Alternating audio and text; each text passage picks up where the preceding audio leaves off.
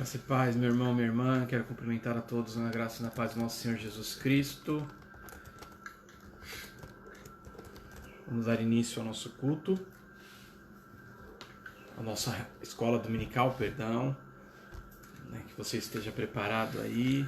Graça e paz, meu irmão, minha irmã, quero cumprimentar a todos. Vai pegando aí seu caderno, sua Bíblia.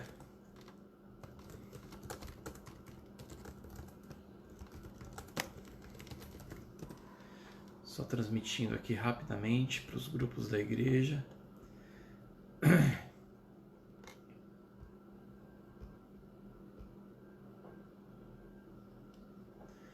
Já começarmos, iniciarmos aqui o nosso escola dominical. Deixa eu colocar aqui.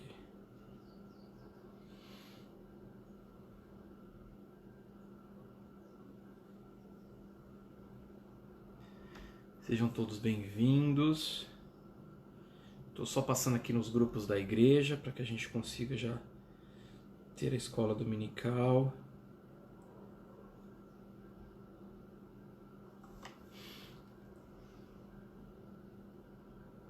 Amém. Como eu sempre falo, irmãos e irmãs, vai pegando sua Bíblia, seu caderno, sua caneta para você fazer as anotações necessárias.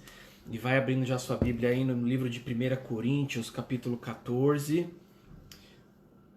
Tema de hoje da nossa lição, um tema muito importante a gente analisar, viver com fé e razão. Será que é possível? Será que realmente nós conseguimos fazer esse balanço entre razão e fé? Deixa eu cumprimentar. Sil, graça e paz, minha amada irmã, tudo bem? Bom dia. Que bom que você está aqui com a gente, Sil. Valzinha também. Valzinha, bom dia. Graça e paz. Sejam todos bem-vindos. Você que está chegando aí, vai deixando aí sua saudação. Vai pegando aí livro de 1 Coríntios, carta do apóstolo Paulo. Desculpa, do apóstolo Paulo aos Coríntios, capítulo 14. Nós vamos ler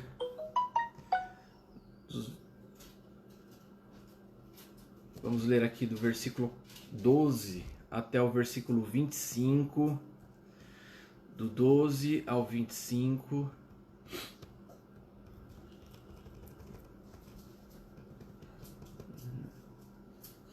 Hoje nós vamos ter essa palavra, hoje nós vamos ter esse estudo, 1 Coríntios 14, do 12 ao 25,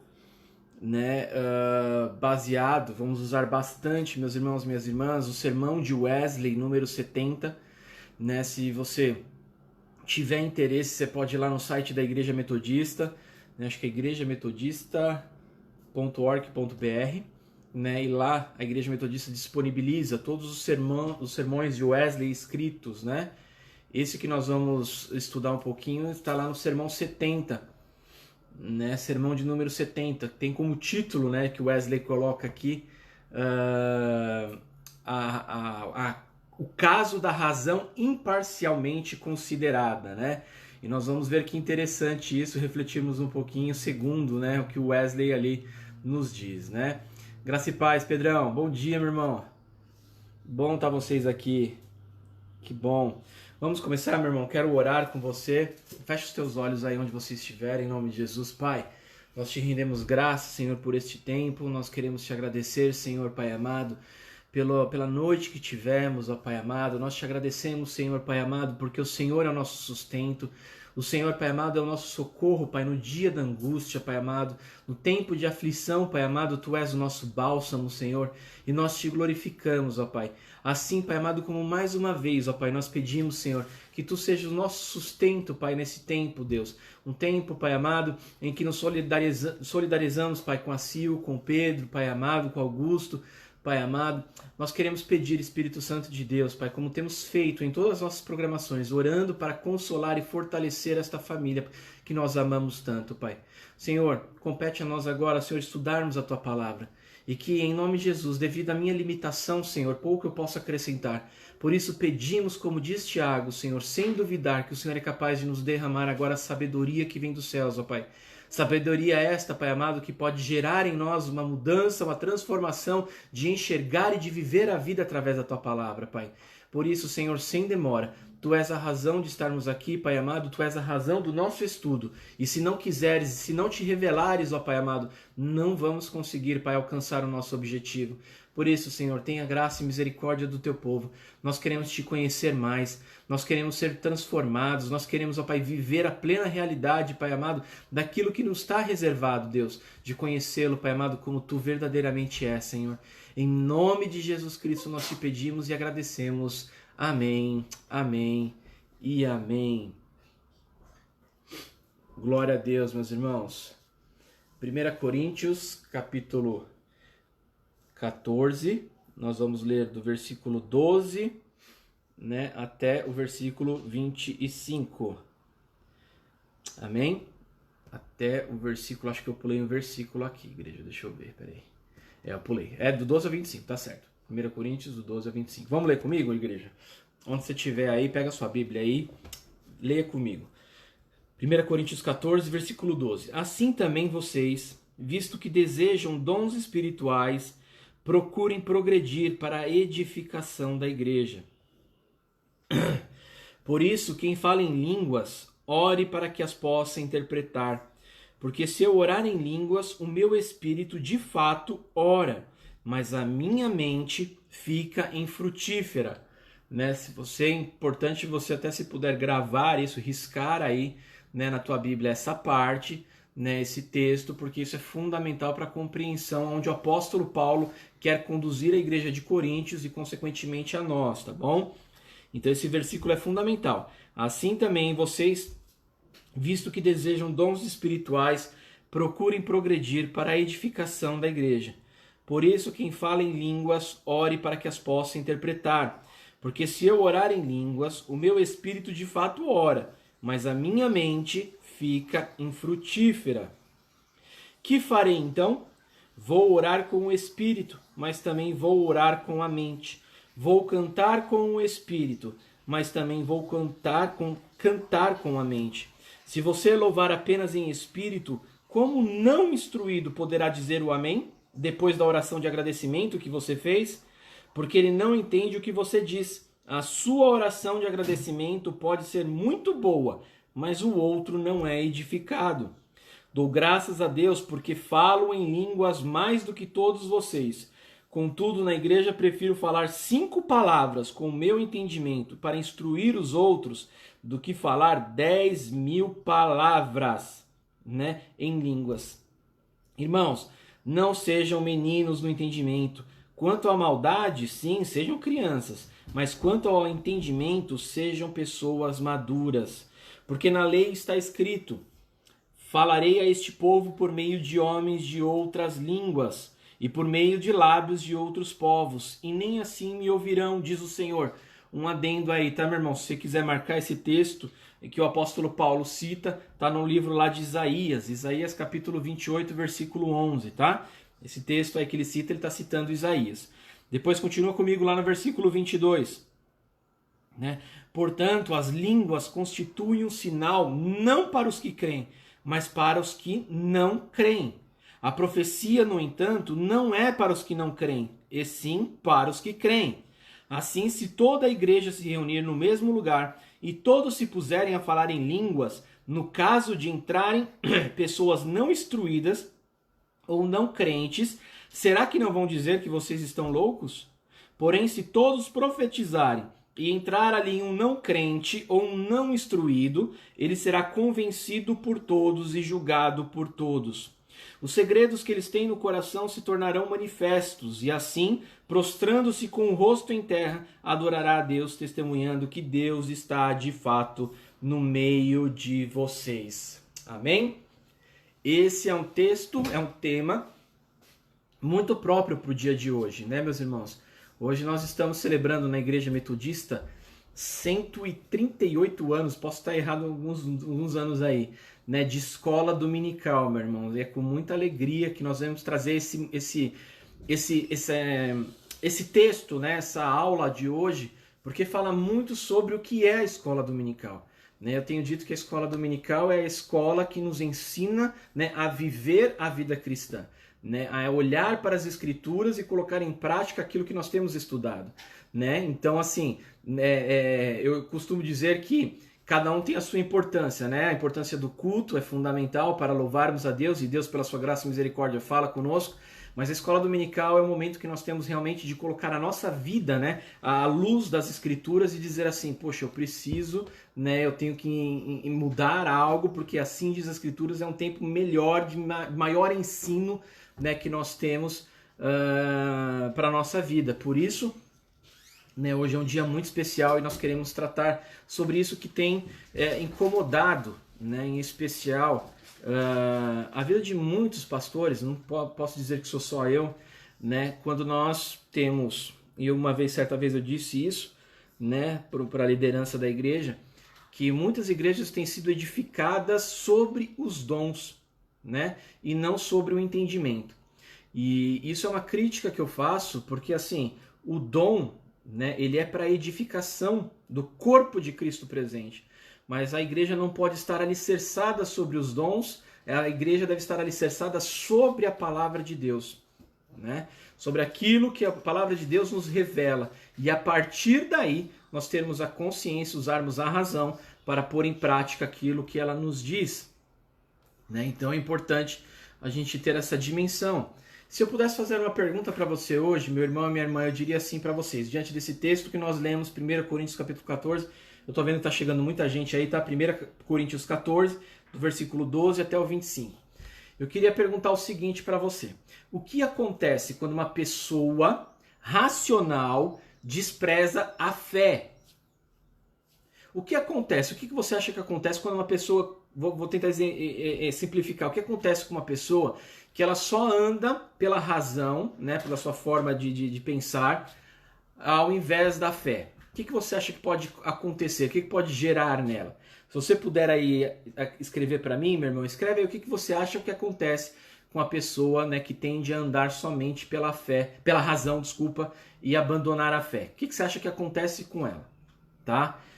Participa comigo aí, escreve aí, né? De novo, saudar a Sil, a Valzinha, o Pedro, a Rô que tá aí, a Jaque, né? Sejam todos bem-vindos, graça e paz.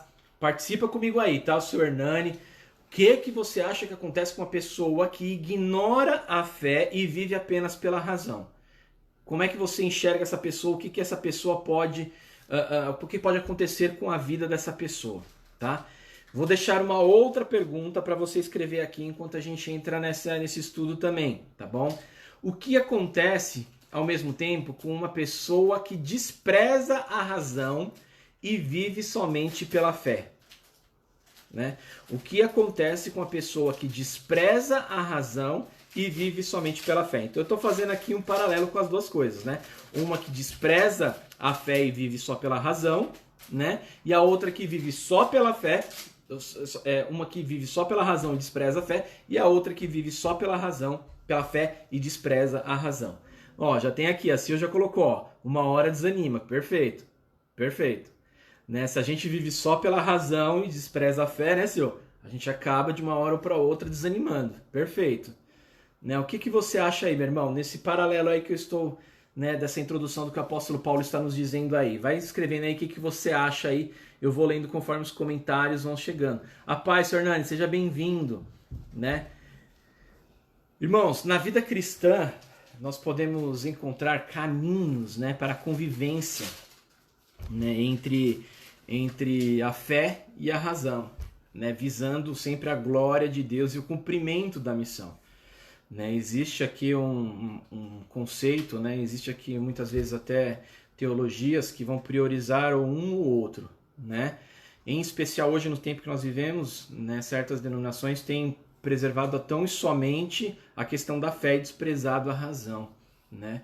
Conhecendo as orientações, igreja, do apóstolo Paulo, né, que ele faz à igreja em Coríntios, né, que nós acabamos de ler o texto, e também analisando o sermão 70 de Wesley, como eu disse no início, se você quiser depois ler esse sermão, está lá no site da Igreja Metodista, né, o sermão ao qual ele mesmo intitulou como Caso da Razão Imparcialmente Considerada, né, nós vamos refletir nessa lição sobre a importância de não desprezar a razão em relação à fé e nem desprezar a fé em relação à razão.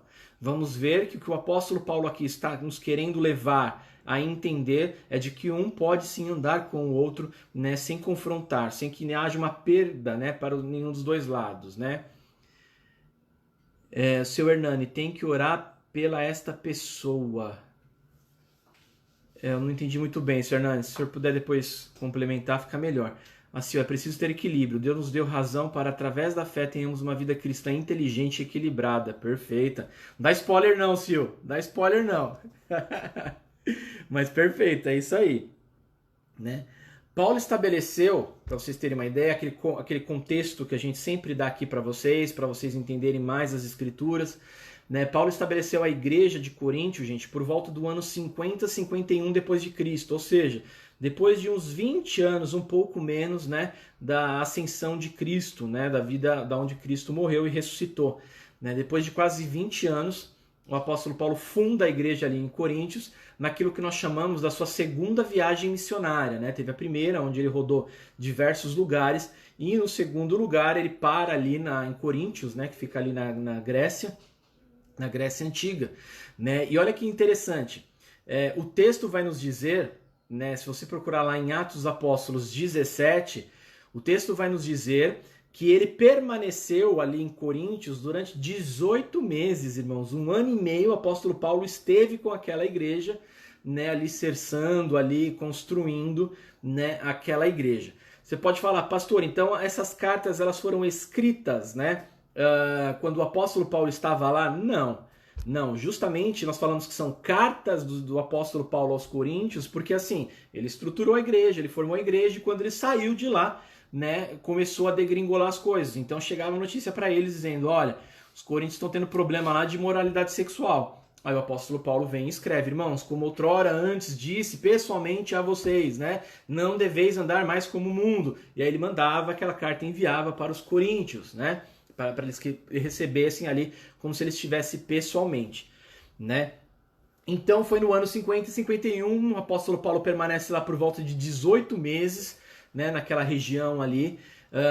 A igreja era formada, gente, olha que interessante, né, majoritariamente por pessoas pobres e escravas. Né? A cidade de Coríntio, para você ter uma ideia, era uma das maiores do Império Romano. Né? Era uma das maiores cidades que o Império Romano havia conquistado, né? Mas era predominantemente, né, pessoas pobres e escravas ali que viviam por ali. É lógico que tinha também a alta casta, né, óbvio, onde quando nós falamos que existem pobres e escravos, consequentemente você vai entender também que existiam aqueles que usurpavam dessa situação, né? Então, os ricos, né, que eram minoria e que dominavam grande parte daquela população, né? Porém, após a sua partida, o apóstolo Paulo ele continuou a ser zeloso pela igreja, né, como eu expliquei agora, através dessas cartas, né, dos problemas que chegavam para ele, e ele enviava essas cartas. A igreja de Coríntios, vivia diversos problemas, né? Olha que interessante isso. Talvez você que esteja nos assistindo diga assim, a minha igreja tem problema. Olha a igreja de Coríntios, né? Eu quero que essa palavra hoje toque no seu coração. No primeiro capítulo de Coríntios, está lá capítulo 1, versículo 10 a 12, nós vamos ver que a igreja estava dividida. Existia partidarismo. Lembra daquele texto que a gente tanto fala, né, que diz assim, uns dizem que é de Apolo, outros de Paulo, outros de Cristo, né? A igreja estava dividida. Se você pular para o capítulo 5, você vai ver, meu irmão, que no seio da igreja entrou, né, a questão do incesto. Irmão, olha que coisa terrível, né, que estava ali acontecendo dentro da igreja de Coríntios, nesse processo. Vamos continuar aqui. Lá no capítulo 6, ele vai mostrar para nós que estava acontecendo processos em tribunais comuns entre os irmãos da fé. Que o apóstolo Paulo pega pesado, né? Ele diz assim, irmãos, você não pode procurar o teu irmão e resolver com ele, precisa levar ao não crente esse problema, né? Vai lembrando esses textos, né? Depois, um pouquinho depois, no mesmo capítulo 6, né, ele vai advertir os coríntios sobre a falta de compromisso, né, que eles tinham para com o evangelho, para com Cristo e para com os outros, né? Não para por aí não. No capítulo 8, se você pular, o tema do capítulo 8 vai ser os conflitos, né, entre aqueles que se achavam fortes e fracos, Lembra que o apóstolo Paulo vai dizer lá, olha, porque Deus escolheu as coisas fracas do mundo para confundir as fortes, né? Porque Deus escolheu as coisas que não são para confundir as que são. Porque existia aquela rivalidade entre aqueles que estavam se achando fortes na fé, cheios de dons, né? E aqueles que estavam iniciando, que se sentiam fracos, né? Capítulo 11... nós vamos ver lá a questão da reivindicação das mulheres gregas, lembra? Olha, elas estão tendo problemas aqui porque acham que não estão servindo. Né? Irmãos, é problema dar com pau.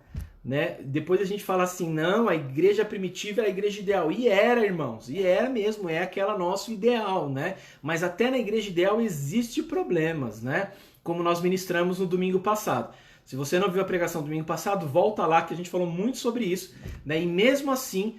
o apóstolo Paulo, Cristo, Deus, coloca textos e mais textos na Bíblia aí para que a gente viva em comunhão. Né? Que mais? Olha só que interessante. Lá no capítulo 11, né, ele vai falar sobre as incoerências na celebração da ceia.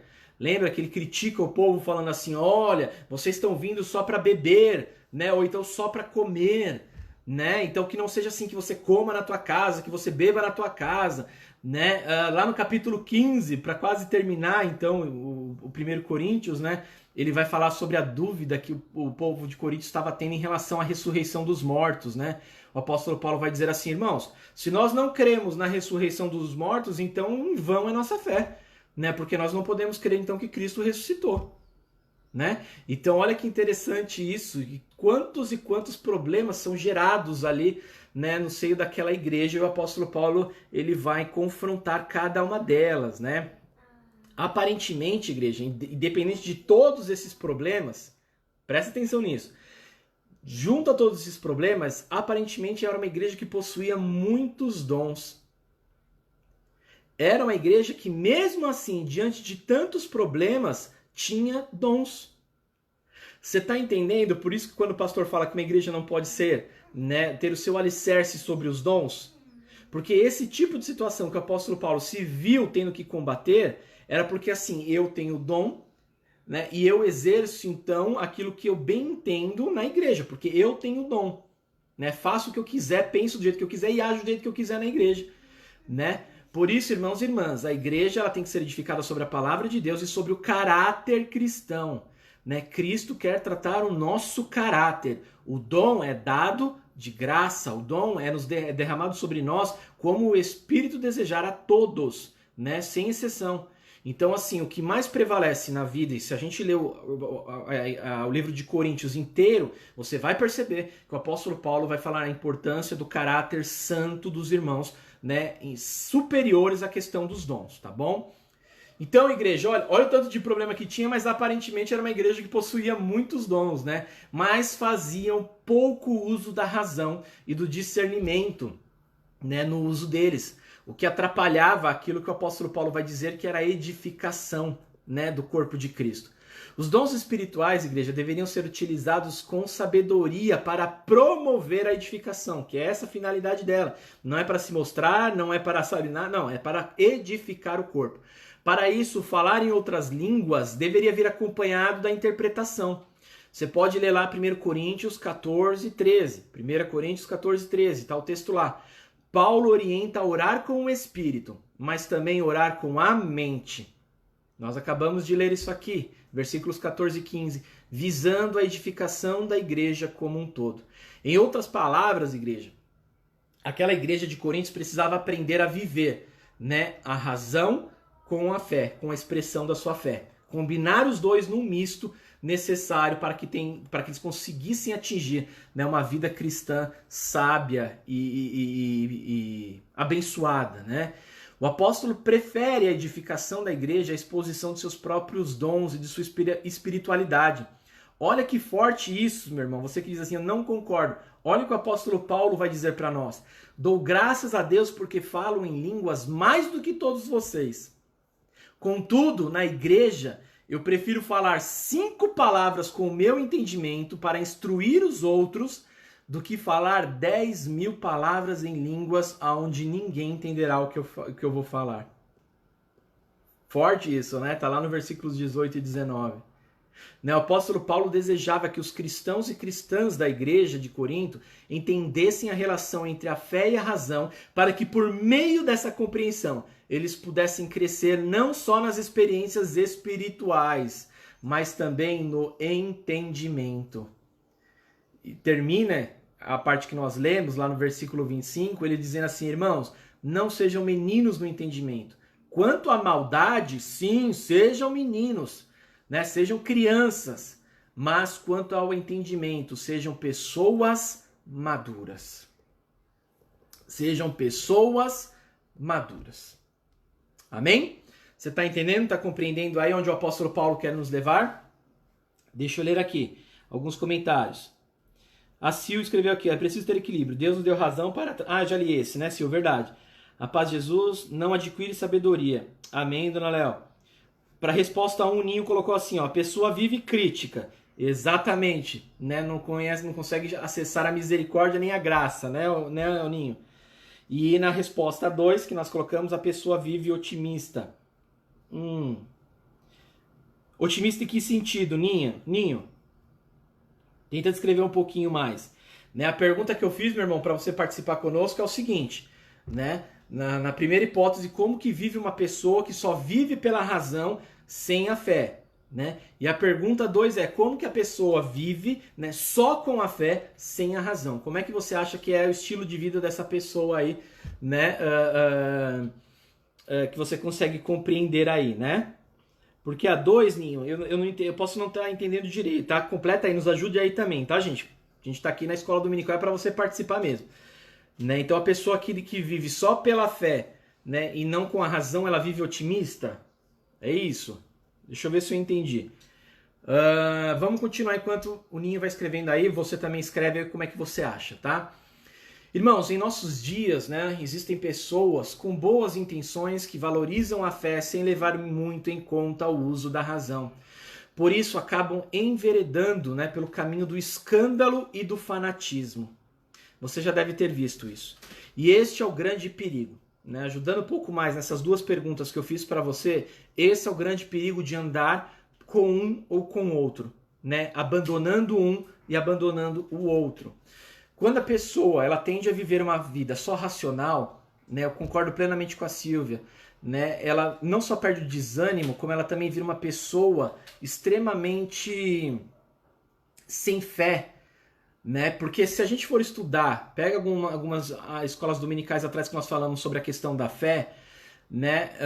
E nós vimos que fé é literalmente você acreditar naquilo que ainda não está feito, mas você tem plena convicção, diz lá Romanos, né? Plena convicção das coisas que não são, como se elas já existissem. Né? Então a fé se faz necessário em crermos, ter uma fé direcionada corretamente, em crer em Deus, em crer, sabe, verdadeiramente que Deus é capaz de realizar todas as coisas. E a pessoa que é racional, ela só consegue compreender a partir do momento que a lógica dela consegue compreender. Então, aquilo que eu consigo entender, isso eu acredito. E nós sabemos pela vida cristã que não dá para viver desse jeito, amém? Irmãos, tem coisas que acontecem, nós vamos falar daqui a pouquinho sobre isso, há milagres que acontecem que não se explicam. Né? Se vive, milagre não se explica, milagre se vive, né? Então assim, é nesse sentido que até as pessoas que vivem de uma forma apenas racional não conseguem jamais compreender a fé, né? Porque do nada acontece uma cura, acontece um milagre, acontece uma salvação, acontece, sabe, onde a gente menos espera, né? E ao contrário da fé também, quando nós só vivemos pela fé. Quando nós só vivemos pela fé, sem a utilização da nossa razão, nós temos a propensão, né, nós somos propensos, né, a viver de uma forma fanática, né, de uma forma irracional, ou seja, de uma forma fanática, fanatismo, né, que é o que nós vemos muito por aí, o fanatismo religioso. Vou dar um exemplo aqui. Né? Grande parte daquilo que nós falamos, da teologia da hipergraça, né? Vai, você consegue, é só acreditar, acredita em você mesmo. Não. E nós falamos que quando nós vamos para a vida, né, e nós passamos por momentos de dificuldade, a gente vai ver que não basta acreditar em você mesmo. Não basta você ter aquela coisa de que, eu consigo, vamos lá. Não. A mesma coisa da teologia da prosperidade. né? Basta você ter fé e dar o teu dízimo com fé e o Senhor vai te recompensar. Irmãos, eu conheço inúmeras pessoas que são fiéis nos dízimos e nas ofertas, né? E não conseguem essas montanhas, né, de riquezas que são pregadas por aí. Né? Então, o fanatismo é o problema. O pastor está falando, como a gente vê por aí, gente. Né? O pastor está falando, se você der 10 cambalhotas aí na escada do seu prédio, você vai ser curada. Irmão, tu vai quebrar as costelas. Né? Mas o fanatismo, a fé irracional é tamanha que eu apenas acredito. Eu creio em qualquer coisa. Não uso a razão. Né? Olha, porque...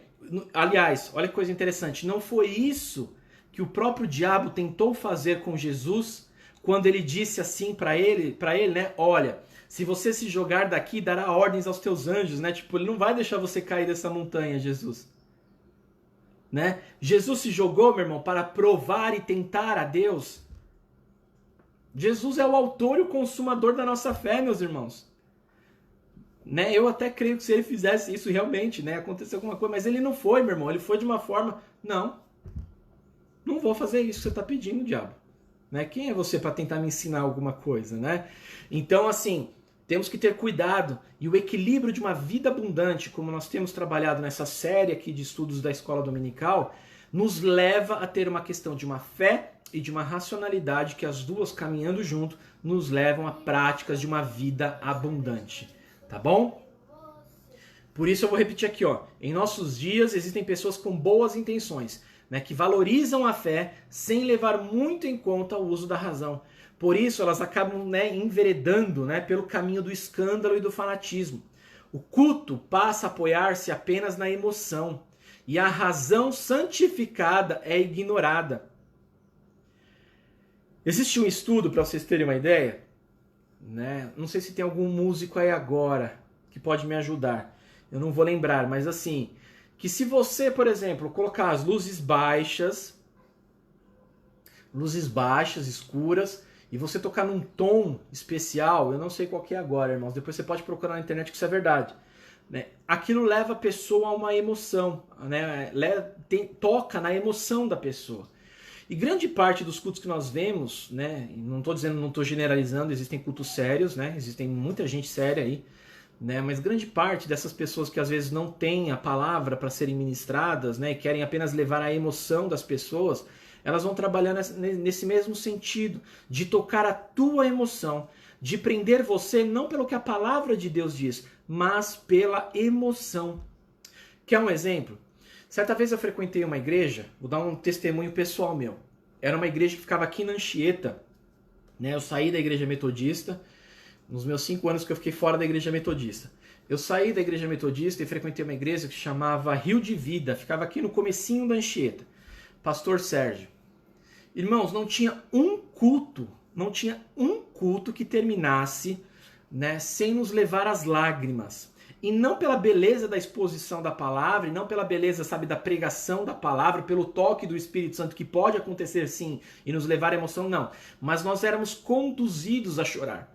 E aí, meu irmão, nós confundíamos isso, né, aquela questão do choro, porque, irmãos, é incrível, o choro, ele parece que ele alivia a alma, não é? Parece que quando você está preso, quando você está com uma dor muito intensa e você chora, parece que limpa o teu interior. Você sabe do que eu estou dizendo? Eu estou viajando? Diz pra mim aí, por favor, né? Mas quando você chora, limpa a tua alma, parece que você sente mais, sabe, mais leve, né? O choro tem esse poder de agir em nós. E todos os cultos que nós participávamos lá, irmãos, éramos levados a essa questão da emoção, né? De termos, sabe, aquela música e de ter aquela coisa, e a gente todo culto chorava no final do culto, e a gente saía leve, achando que aquilo era a manifestação do Espírito. Pastor, como é que você sabe que não é manifestação do Espírito? Porque aquilo não gerava mudança. Aquilo não gerava transformação. Aquilo não gerava em nós uma consciência capaz de abrir os nossos olhos e dizer assim, eu sou pecador e careço de uma graça. E careço da graça de Cristo Jesus. Vocês estão entendendo, meus irmãos? Estou contando uma experiência minha. Talvez você vivenciou alguma coisa parecida aí. Escreve aí para nós também. Né? Então, irmãos, aquilo nos prendia porque era gostoso. né? Era gostoso aquilo. Era eu, Thelma, meu irmão, né? A gente achava aquilo maravilhoso, sabe? Porque a gente não tinha isso na igreja metodista. E aquilo era maravilhoso porque eu chorava nos cultos e achava, sabe, que aquilo era Espírito Santo. Mas eu ia para casa, meu irmão, sabe? Voltava para a vida que eu tinha.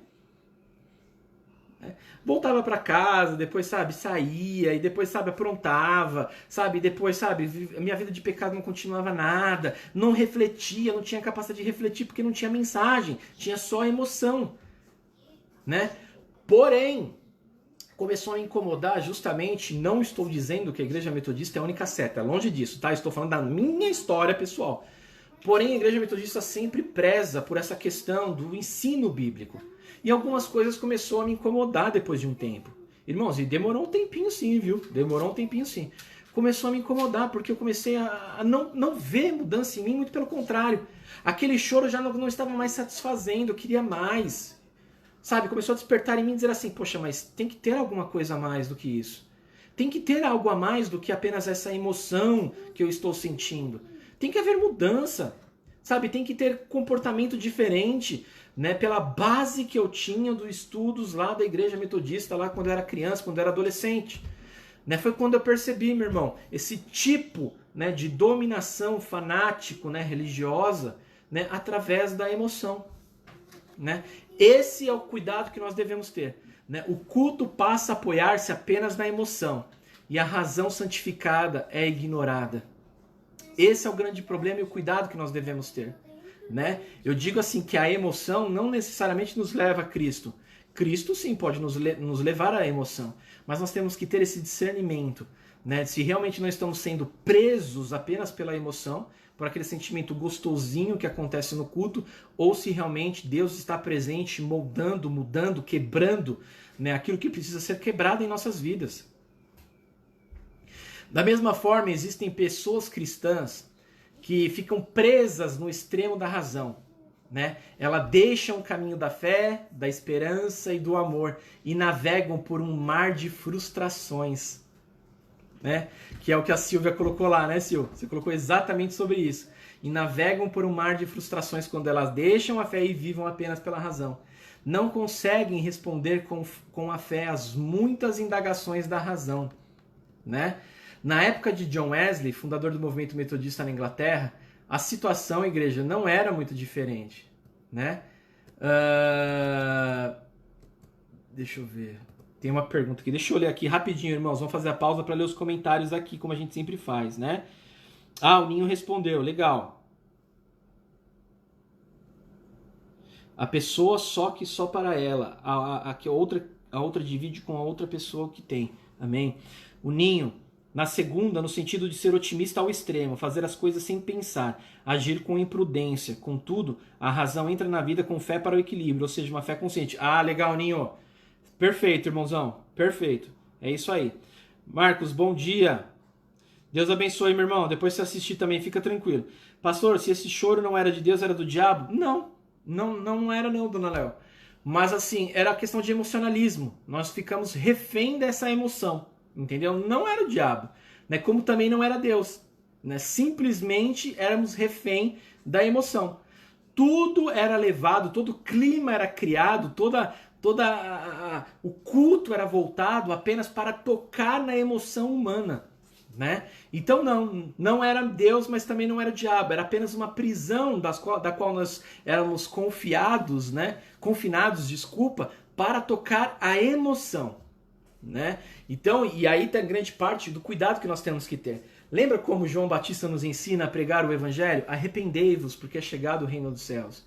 Né? E muitas vezes a gente quer levar as pessoas a Cristo por causa da emoção. Né? Meu irmão, porque Deus te ama e se você não vier, você vai para o inferno, não sei o quê. Não, irmãos, arrependei-vos, porque é chegado o reino dos céus. O cuidado que a gente tem que ter, né, de não prender as pessoas por causa da emoção. Né? Quando Cristo ele toca no coração da pessoa, meu irmão, é fato, ele vai levar a pessoa à compreensão, à metanoia. Romanos 12, lembra a metanoia? Uma nova forma de enxergar as coisas. E essa nova forma de enxergar as coisas está relacionada a dizer assim: eu sou um pecador e eu careço de Cristo. Eu preciso da graça de Jesus Cristo. Né? Então, dona Léo, não era nem de Deus nem do diabo. Era uma prisão que éramos confinados, né? A questão da emoção. Então, simplesmente tinha que ser gerado todo o culto ali, o ambiente, luzes escuras, né, música suave, aquele teclado, né, de fundo, né, para quê? Para gerar a emoção em nós. E ali nós achávamos que era Deus, né, mas não era. Era apenas a nossa emoção sendo tocada, né, através do choro. Tá bom? Era uma forma fanática de servir, né, falando no tempo de Wesley aqui, era uma forma fanática de servir a Deus que ignorava toda a razão e o bom senso. Mas também na época de Wesley, gente, olha que engraçado isso, né? Começava a florescer aquilo que nos livros históricos nós chamávamos de iluminismo. Né? O que era o iluminismo? Eles defendiam a razão como o caminho mais seguro para o conhecimento e ignoravam as escrituras. Entenda uma coisa naquela época, né? Rapidinho para vocês entenderem. Antes, gente, tudo era pela fé. Né? Então, por isso que a Igreja Católica, desde o século IV, né, era tido como não só o local ali da espiritualidade, também como local político. Né? Então, por exemplo, o rei se transformava em papa e muitas vezes o papa se transformava em rei. E era ali através da fé que se faziam o que se fez, né, durante séculos, naquilo que nós chamamos na época, Idade Medieval. Né? Então, ou seja, o rei decretava porque Deus está dizendo isso. Ninguém questionava. Mas a partir da Revolução Industrial começa aquela fase que nós chamamos, né, do iluminismo. O que é isso, o iluminismo? As pessoas começaram a criticar e dizer assim, não é pela fé, é só pela razão. A razão vai me explicar o que eu tenho que fazer. Não é o que o Papa está me dizendo, não é o que o padre lá falando em latim está me dizendo. Né? Então, o iluminismo, ele vai dar essa questão, essa visibilidade, né, do homem, tirando Deus do centro, né, e colocando a razão no centro. No centro. Né? Então, tira Deus do centro e coloca agora a razão, né, para conduzir a nossa vida. Então esse é o iluminismo, mais seguro para o conhecimento, e ignorava-se, então, a partir daquele tempo, completamente as Sagradas Escrituras e o uso da fé. Pastor, no tempo lá então, né, da Igreja Católica, da época medieval, estava correto? Não, também não.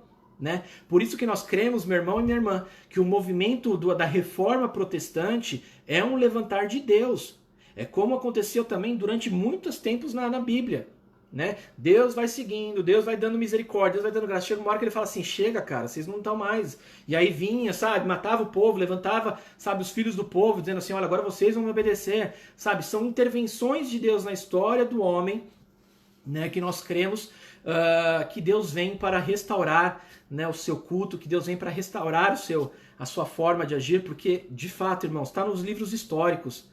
Né, Sil? Exatamente isso. O que aconteceu foi de um extremo ao outro, né? Durante a Idade Medieval, só a Bíblia responde as coisas, só Deus responde as coisas, mas num contexto não de fé, mas num contexto de dominação, né? Então, por exemplo, a Inquisição. Irmãos, olha onde nós estamos indo, hein? Que beleza! Glória a Deus, Sil. Em memória da sua mãe, viu? Que legal, viu? Que legal. Que aula hoje bem histórica, né? Em memória da sua mãe. Glória a Deus. Mas assim, irmãos, olha que interessante isso, né? Então, ia-se então para a questão da dominação através da fé, né? No contexto, não de uma fé genuína, mas no contexto assim, por que eu tenho que fazer isso? Porque Deus está mandando. Mas por que Deus está mandando? Não interessa, Deus está mandando. Você tinha a Inquisição, gente. A Inquisição era assim, né? A história vai nos dizer, para vocês terem uma ideia, que quando a Inquisição chegava em aldeias, né? Eles paravam lá seus cavalos e faziam a seguinte coisa, diziam assim, olha, eu estou ouvindo o grito dos seus parentes no inferno. Porém, se vocês pagarem a indulgência, né, nós temos poder de levá-la ao céu. Olha o extremo da fé radical, né, sem a razão, aonde era levado. Vocês estão vendo, gente? Vocês conseguem entender? Era isso que acontecia. Então, um dos casos, estou contando um dos casos que a Inquisição fazia, fora aquelas mais conhecidas que a gente sabia, né, que queimava-se pessoas, né? Muitas delas, os livros históricos protestantes vão dizer, igreja, para você ter uma ideia, de que muitos que eram queimados naquela fornalha, a história vai dizer que eram bruxas. Mas escritos protestantes vão dizer que eram justamente aquelas pessoas que não se curvavam à Igreja Católica. Não era porque eram bruxas, não. Mas muitas delas que então somente, sabe, queriam questionar aqueles atos pela Igreja Católica. Então elas eram condenadas como bruxas, né? E eram queimadas vivas. Você está entendendo? Então olha o domínio, o radicalismo da fé que acontecia naquele tempo. Por isso que nós achamos que nós queremos que a reforma protestante foi um levantar de Deus, dizendo assim, não, é só as escrituras, né? Não é o Papa, é só Scriptus, né? Só a fé. Você não precisa pagar indulgência para tirar ninguém do inferno, né? Não, é a fé que salva, né? Que são os argumentos lá de Lutero e depois de toda a igreja, né? Que nasce, inclusive a igreja, né, metodista, que é pós-reforma ali, que acontece também. Amém, irmãos? Então a necessidade disso, e depois então, né, quando vem essa nova concepção, né, do cristianismo, surge então, dá-se mais liberdade, começa a surgir então essas pessoas que vão ao outro ponto, ao outro lado totalmente radical. Como assim, pastor? Não, então agora a gente ignora completamente as escrituras e vamos viver tão e somente da fé. Da razão, desculpa, só da razão. Eu só vou crer aquilo que eu consigo entender. Se eu entendi, creio. Se eu não entendi, não creio. Tá? Então isso é o iluminismo que acontece, né, na época ali de John Wesley. Né? Diante dessa realidade, igreja, Wesley escreve um sermão com o tema da razão, né, que é esse sermão de número 70, que se chama O Caso da Razão Imparcialmente Considerada. Na nossa perspectiva wesleyana, igreja, a razão tem a ver com afetividade, né? Está ligado ao conhecimento dado por Deus. Conhecimento dado por Deus, escreve isso aí na sua Bíblia, no seu caderno, né? Para discernir uma realidade. Wesley entendeu que a razão contribui para o conhecimento de Deus, não sendo esse o único caminho. Então não é que Wesley vai falar, não, só a razão vai nos levar a Deus. Não. Mas ele sabe que isso também é uma dádiva que Deus concede aos homens para entendê-lo junto com a fé. Né? Na abordagem wesleyana, a razão ajuda a organizar a nossa vida e abrir os olhos da realidade sem excluir a Bíblia, a experiência e a tradição. A razão em Wesley faz parte do processo de conhecimento do reino de Deus. Eu preciso ter fé. E quando eu tenho fé, aquilo me é revelado. Eu entendo, eu creio e eu prossigo a minha vida cristã. O sermão de Wesley, igreja, nos ajuda a refletir sobre alguns aspectos aqui em questão da vida, né? Para você compreender. 1. A razão pode fazer alguma coisa? Ela nos auxilia. A resposta é, ela nos auxilia a direcionar e a realizar diversas tarefas. Wesley vai enfatizar que ela pode ensinar tudo o que habilita ou a diligência, no caso assim, nos dá zelo, né, do que o homem tem inventado nesses milhares de anos.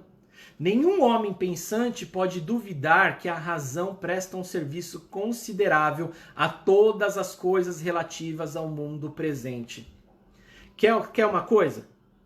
O que a tua fé diz a respeito do que está acontecendo agora? Pastor, eu não estou conseguindo compreender o que está acontecendo, porque está uma doideira. Então agora junta a tua fé, que você crê num Deus que controla todas as coisas, num Deus que é bondade, que é amor e justiça, com a razão. Você olha os noticiários e vê os povos clamando, né, por um Deus, clamando, sabe, por ajuda, clamando, sabe, por misericórdia, né? Você vê pessoas sendo destituídas do seu poder por causa do seu pecado, sejam elas na igreja ou não.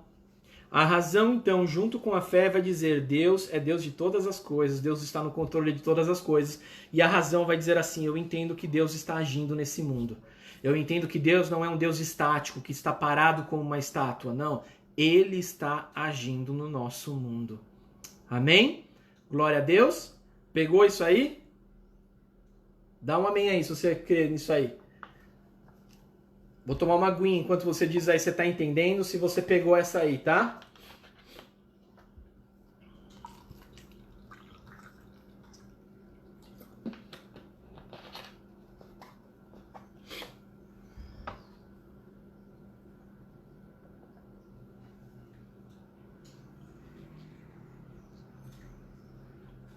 Amém, irmãos. Falei demais, tô com a garganta seca. Desculpa. Dá um amém aí se você consegue compreender essa aí. Então, a fé, simplificando essa resposta a essa pergunta, né, que se a razão pode fazer alguma coisa, sim, ela nos ajuda a compreender o que Deus tem feito, né, no nosso meio. Então, minha fé diz: Deus tem poder sobre todas as coisas, né? E a razão vai me dizer: Ele está agindo nesse mundo, Ele está operando nesse mundo. Amém? Segunda pergunta aqui que a gente pode responder diante de tudo isso que nós explicamos. A razão pode nos ajudar na vida cristã? A razão pode nos ajudar na vida cristã? A resposta é sim, né? Por ela conseguimos sistematizar a nossa fé em Cristo e nas Escrituras. E esse sistematizar parece um termo muito teológico, mas é um grande problema hoje para a nossa vida, igreja. As pessoas têm muita dificuldade em sistematizar, ou seja, ordenar, orquestrar as ideias sobre quem Deus é, sobre como Deus age, né, sobre qual a nossa responsabilidade diante do Evangelho. E aí acontece aquilo que nós chamamos do advento da internet, que você vai ligar, por exemplo, em qualquer lugar e você vê lá a oração não sei do que, você fala, é de Deus. E você começa a ouvir aquela pessoa, mas aquela pessoa não tem conhecimento nenhum. E às vezes aquilo embanana toda a tua cabeça, sabe, irmão? Você começa a ir para uns lados tudo estranho. E aí você fala, mas meu pastor não falou isso, mas essa pessoa aqui fala, e eu tô. E aí, meu irmão, você não consegue sistematizar quem é Deus na tua cabeça. Você entra num grande conflito de ideias, né? Então a razão ela vem contribuir, meu irmão, para realmente termos plena certeza e convicção do que as Escrituras estão nos revelando, de quem Deus é, né? Wesley nos ensina, igreja, John Wesley nos ensina que Deus nos tem dado a razão como um guia que nos ajuda a entender o que é a fé por meio da qual somos salvos, né? O que é a fé por meio do qual somos salvos? Qual é a natureza da condição da nossa justificação? Né? Quais são os seus frutos imediatos e subsequentes? Pastor, ficou difícil. Vou simplificar para você entender aí também com a sua razão, amém? Com a sua sabedoria. O que é a fé? Né? E por meio de qual somos salvos? Irmãos, tem gente que acha que a fé vem pelas obras. Tem gente que acha que a salvação vem por ser uma boa pessoa. Né? Porém, meu irmão, como nós já estudamos aqui sistematicamente, a fé, meu irmão, a salvação ela acontece a partir do momento que nós cremos na graça redentora, salvífica e justificadora de Cristo Jesus. Ele morreu por nós, né? Ele deu a sua vida para pagar o pecado que era nosso. E quando eu reconheço isso, através da fé, mediante a fé, né, nós somos salvos. Então, assim, a razão vai nos ajudar a compreender isso. O segundo ponto aqui que eu coloquei, né? Qual é a natureza e a condição da justificação? Né? Lembra que nós falamos? Justificação, meu irmão, era aquele quesito assim, eu não posso pagar uma dívida, eu não posso ter absolvição de ninguém que seja, né, a autoridade máxima, no caso o imperador. Só o imperador podia justificar o crime. Aqui eu vou pegar um exemplo, tá? Da Valzinha, né, Valzinha? Valzinha cometeu um crime. Então só o imperador, que era o órgão máximo, poderia justificá-la, né? Dizer assim, ó, você está perdoado, eu te perdoo. Por quê? Porque eu posso, né? Então quando nós falamos sobre justificação, é nesse mesmo sentido que nós olhamos para Deus. Só Deus pode nos justificar, pode perdoar os nossos pecados. E nisto nós podemos afirmar que somos justificados por causa de Cristo Jesus, da morte dele naquela cruz. Né? E mediante a fé, graças a crermos que ele morreu por os nossos pecados, nós somos justificados, né, em Deus. Não temos mais escrita de dívida para nós. Olha que lindo isso. E por fim, quais são os seus frutos imediatos e subsequentes? O que isso gera na minha vida? Eu preciso compreender. Eu sou salvo mediante a fé em Cristo Jesus, sou justificado, os meus pecados estão perdoados, e agora, como frutos imediatos, ele exige que eu tenha uma vida de santidade, que eu caminhe em direção a ele, a ser como ele é. Ainda que não sejamos na plenitude, jamais vamos alcançá-lo na plenitude, mas nós temos um alvo, nós temos um objetivo.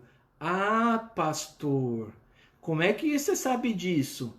A razão nos ajuda a compreender, através da fé, o que a Bíblia nos diz. De novo, ó a fé e a razão. E isso me revolta, irmãos. Eu vou ser sincero para você. Vou até tomar um pouquinho de água, tá? E isso me revolta. Porque muitos de nós estão sendo acostumados a sermos burros dentro da igreja. Desculpa a palavra. É uma palavra pesada. Eu estou falando porque eu sei do que eu estou falando. Eu sei do que eu vejo por aí. Muitos homens têm feito a mesma coisa que aconteceu com a Igreja Católica no século lá na Idade Média. Não pensar, não raciocinar, a não refletir sobre a fé. Por quê, pastor? Porque tem que acreditar naquilo que eu falo. E a partir do momento que você agir somente pela fé, sem raciocinar, irmãos, você vai cair numa cilada, você pode ser dominado. Você pode acontecer coisas na tua vida, meu irmão, que verdadeiramente irão te levar para a prisão e não te libertar como o evangelho te liberta. Por isso, meu irmão, ainda nos tempos de hoje somos levados sim a termos uma fé não pensante, a termos sim uma fé que muitas vezes não nos faz raciocinar. É muito mais fácil agora mesmo você sair dessa live e você para ir para um pastor que fica gritando lá um monte de coisa que não prega nada, mas fica é muito mais fácil e você vai falar lá está Deus do que falar Deus está aqui sendo revelado no estudo da palavra. Pronto, falei. Hashtag falei. Já que estamos falando que eu tô meio blogueirinho, hashtag falei. Vou tomar água de novo que eu fiquei nervoso.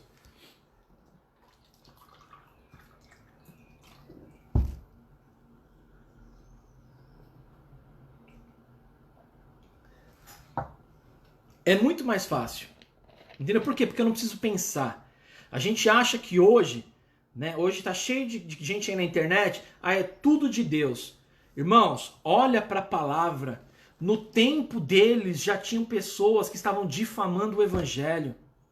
Existem caras hoje, meu irmão, que tem milhões de seguidores, que estão falando mentiras, que estão pregando absurdos, né? Ai, pastor, mas é tão gostoso ouvir eles, mas são obras do diabo. Irmãos, o apóstolo Paulo já nos adverte aqui. Leia, pense, reflita. Cristo, meu irmão, como ele disse aqui, olha, irmãos, não sejam meninos no entendimento. Ele está dando uma bronca nos coríntios aqui, parem de ser crianças.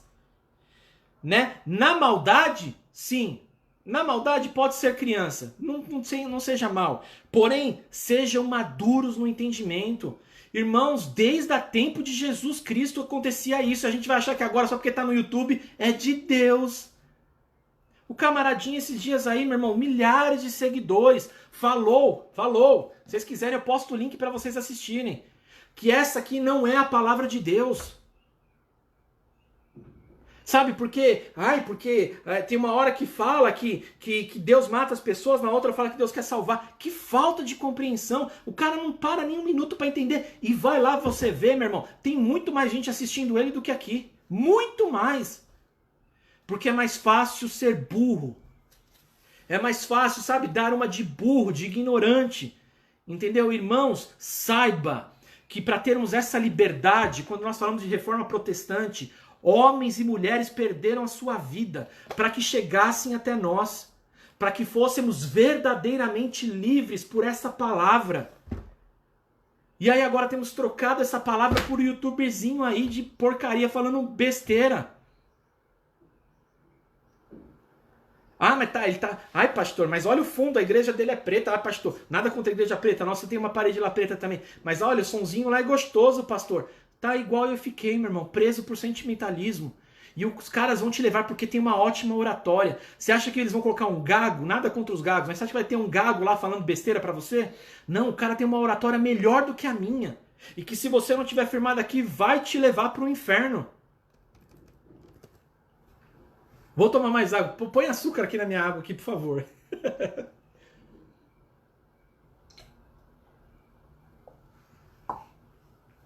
Amém, irmãos? Vamos ver o seguinte. O que a fé, o que a razão não consegue fazer? O que a razão não consegue fazer? Presta atenção nisso. A razão tem os seus limites. Como eu falei, a gente não pode ir aos extremos. Como, por exemplo, ela não pode produzir fé. A razão não pode produzir fé. Embora ela sempre seja consistente com a razão, ainda assim a razão não pode produzir fé. No sentido bíblico da palavra fé, né? De acordo com as escrituras, que lembra que nós lemos lá em aulas passadas? Né? Evidência ou convicção das coisas que não são vistas. A razão sozinha, igreja, também não pode produzir esperança. Né? Wesley vai dizer assim, eu quero dizer a esperança bíblica, por meio da qual nós nos alegramos na esperança da glória de Deus. A razão não consegue explicar isso. É a fé que gera isso em nós. Essa alegria que nós temos de um Salvador. Essa alegria que nós temos e compartilhamos, meu irmão, de que nós precisamos de um Salvador. Isso é a fé, não é a razão. A razão pode nos ajudar a compreender, mas ela não pode gerar isso em nós. É os limites da razão. Né? Consequentemente, a razão, sendo incapaz de produzir fé, deve ser igualmente incapaz de produzir esperança. A razão também não pode produzir o amor de Deus, igreja. É óbvio, já que ela não pode produzir a fé ou a esperança, por meio das quais somente esse amor pode fluir. Porque a palavra vai nos dizer, meu irmão, que para agradar a Deus nós precisamos ter fé de que Ele exista. Né? De que Ele é verdadeiro, é real. E como a razão não pode produzir o amor de Deus, tampouco ela pode produzir o amor ao nosso próximo. Eu não posso, toda vez que nós falamos que é uma decisão, nós partimos do princípio de amar ao próximo, é uma decisão de que não é uma produção humana, uma produção humana. É o Espírito derramando o amor ágape de Deus em nossos corações. E a partir daí eu vou amar o meu próximo. Aí eu tomo uma decisão, não é um sentimento. Eu preciso aprender a amar a Silvia para ajudar ela. Né? Não, o amor ágape não é um sentimento, o amor ágape é uma decisão. E que essa decisão só é gerada e é capaz de tomar o nosso coração a partir do momento em que ele é derramado pela fé do próprio Deus em nossas vidas. Percebemos assim a importância desses dois elementos, né, para desenvolver uma cristã saudável, fé e razão. Para melhor aproveitá-los, é importante reconhecer que a fé não nos dará todas as respostas. A fé não nos dará todas as respostas. Não é porque cremos em Deus e na palavra que entenderemos todos os fatos da vida, mas aquilo que Deus nos revela pela fé precisa ser praticada com o uso da razão. Pastor, de onde você tirou isso? Deuteronômio 29, 29. Lá está dizendo que aquilo que está oculto é de Deus e aquilo que foi revelado é para que prossiga conosco até o fim dos nossos dias. Né? Então, Deuteronômio 29, 29, Deus fala isso para o povo: aquilo que está oculto é meu. Aquilo que eu lhes revelei, isso é para vocês. Né? Nem tudo que vivemos pela fé se explica pela razão. Né? Eu falei um pouquinho antes disso, dei um spoiler. Quantas vezes nós vivemos ou testemunhamos intervenções de Deus na vida sem que tenhamos como explicar?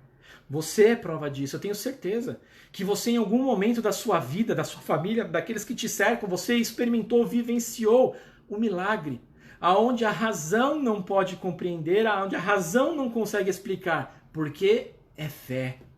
Né? Uma doença incurável que desaparece, problemas insolúveis, né, que de repente são resolvidos, né? Causas consideradas perdidas que acabam sendo ganhas. Tudo isso pode acontecer como resposta de Deus a quem o busca com fé. Pela fé que acreditamos no Deus único e trino. E por mais que se tente explicar este e outros mistérios da fé, a razão não vai dar conta. Né? E não há nada de errado em não ter explicação para tudo. O que não pode faltar é a fé. Ter fé não nos isenta de raciocinar, igreja. Entenda isso. Ter fé não nos isenta de raciocinar. Há uma responsabilidade de nossa parte de viver nessa vida justamente buscando a santidade e fazendo escolhas. E fazendo escolhas que agradem a Deus. Para isso, usamos a razão. Não dá para nos alimentarmos da vida só porque cremos que Deus está conosco e cuida de nós. Nós sabemos pela fé que isso existe. Ou porque estamos com os olhos na vida eterna. Nós cremos nisso.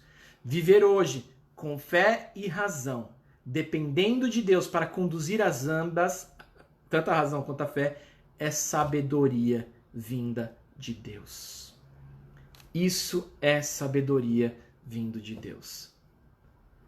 Para concluir, que horas são? Precisamos terminar. A razão santificada por Cristo, igreja, é a ferramenta necessária para a nossa condução na vida. Nós devemos acolher a razão como um dom precioso de Deus. Wesley conclui seu sermão dizendo assim: eu me permito agora acrescentar umas poucas e claras palavras. Primeiramente a você que subestima a razão. Nunca mais fale de maneira dura, incorreta e em tom de deboche contra esse precioso dom de Deus. Reconheça a lâmpada do Senhor, que tem sido fixada em nossas almas para excelentes propósitos. Entenda o que Wesley diz, entenda o que o apóstolo Paulo está nos dizendo. Diz o apóstolo Paulo aqui no texto que nós lemos, eu falo muito mais línguas do que vocês. Tá lá, lê lá.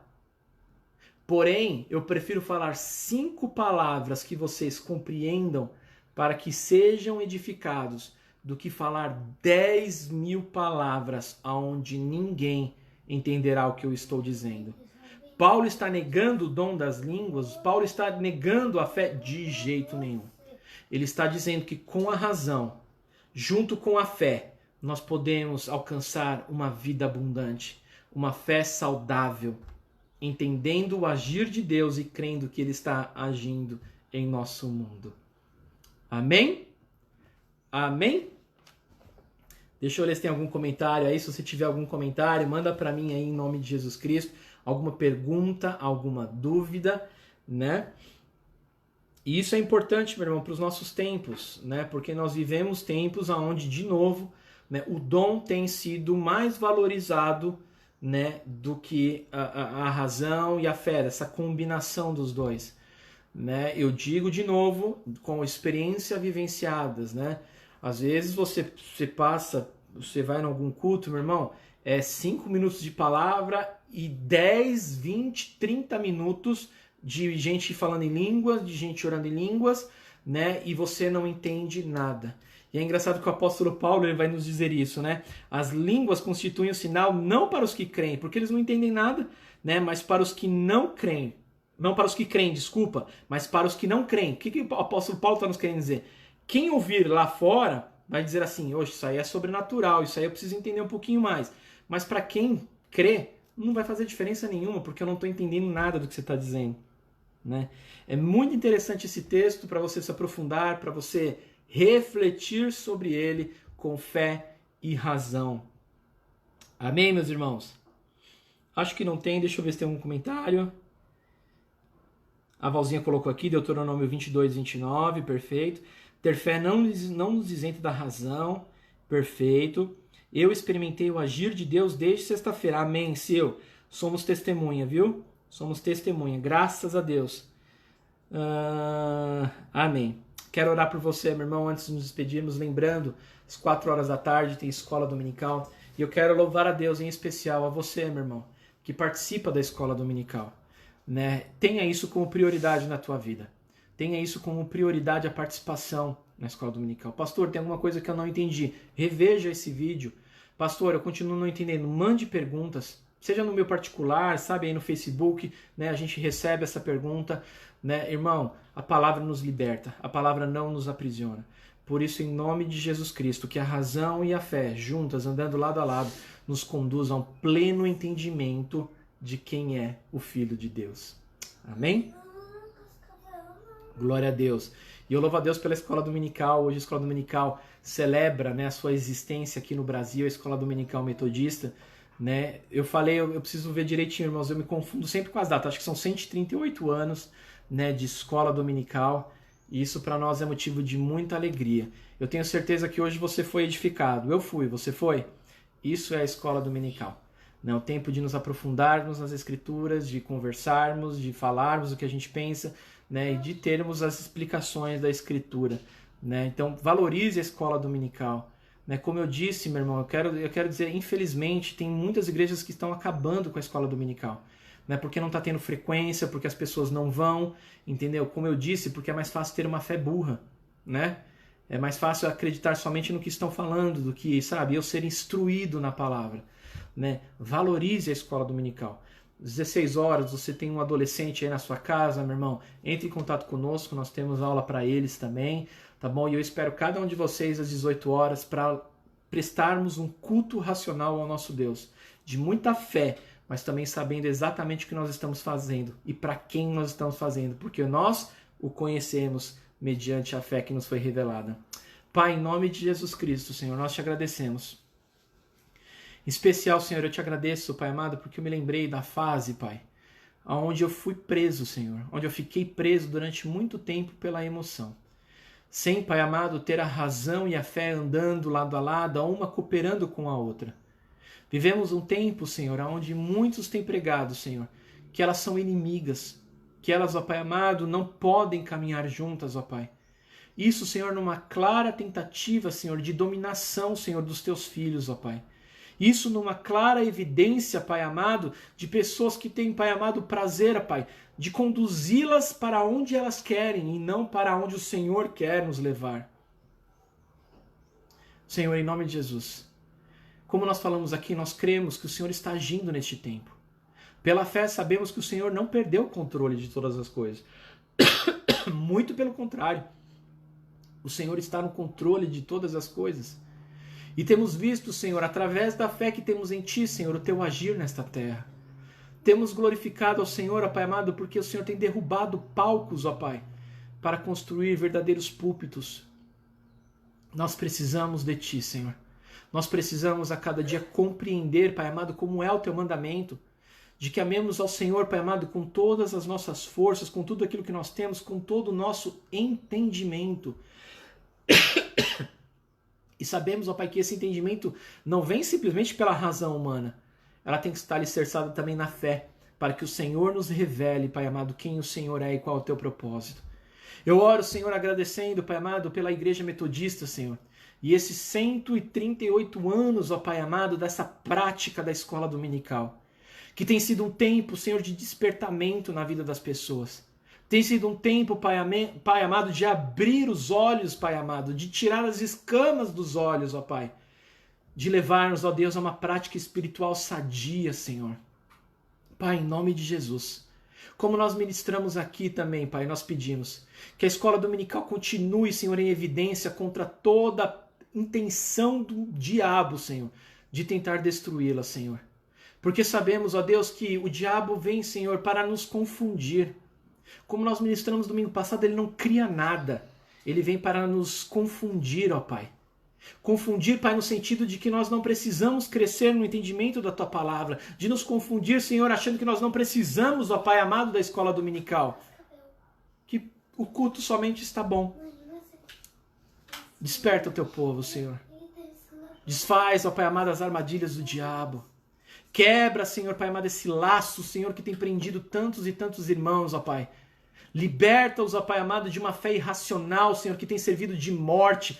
Pai, quantas pessoas nós temos conhecido, Senhor, que estão com as suas fés destruídas, ó Pai amado, porque foram levadas, ó Pai amado, por homens do diabo, Senhor, que tinham aparência de anjos, ó Pai, mas eram diabos, ó Pai. E conduziram, Senhor, Pai amado, a uma prática de fé destrutiva, pesada, carregada, Pai amado. Onde nós bem sabemos, ó Pai, que a Tua verdade liberta. Que a Tua verdade, Pai amado, tira, Senhor, como o Senhor mesmo diz, o nosso fardo pesado. E oferece-nos o Teu, Pai amado, que é leve. Que a Tua verdade, Senhor, contra toda ação do inimigo prevaleça. Que a escola dominical, Pai amado, prevaleça. Contra todas as dificuldades, que ela prevaleça. E que aonde chegar essa ministração, Pai, essa aula, Senhor, nós clamamos. Desperta os Teus filhos, Pai, a voltarem, Senhor, para as suas igrejas, para voltarem, Senhor, às escolas dominicais, ó Pai. Para termos, ó Pai, um povo que não mais perecerá por falta de conhecimento. Antes, ó Pai, transformará, Senhor, esses últimos dias, essa nação, Pai amado, sabendo exatamente quem Tu és e sabendo o que o Senhor deseja de cada um de nós. Em nome de Jesus Cristo, eu oro pela minha vida, eu oro pela vida do meu irmão e da minha irmã que nos assistiu hoje e todos aqueles aonde chegar esta aula para a honra e glória do Teu santo nome. Amém. Amém e amém. Glória a Deus, aleluia, louvado seja o Senhor. Irmãos, Deus abençoe seu domingo, um bom almoço para vocês e até daqui a pouquinho o nosso culto às 18 horas aqui no Face também. Lembrando, meu irmão, acabando aqui, lá por volta de 2 horas da tarde, esse mesmo vídeo vai estar no YouTube da igreja, tá bom? Se você quiser acessar, é um pouco mais fácil para alguém, né? Se for mais fácil para você, desculpa, IMCD Oficial, tá bom? Só procurar lá na barra de procura do YouTube, IMCD Oficial, tá bom? Vai lá na aba lá Escola Dominical, tá lá na aba Escola Dominical, clica lá, reassiste, envia para alguém o link, ou se você quiser também, vai estar aqui já salvo a partir de agora mesmo, aqui no Facebook da igreja. Deus abençoe, um beijo no coração de cada um de vocês e vamos adorar ao nosso Deus. Obrigado, Senhor. Razão e fé caminham juntas. Glória a Deus. Oi, Martinha, graça e paz. Lúcia, paz, minha querida.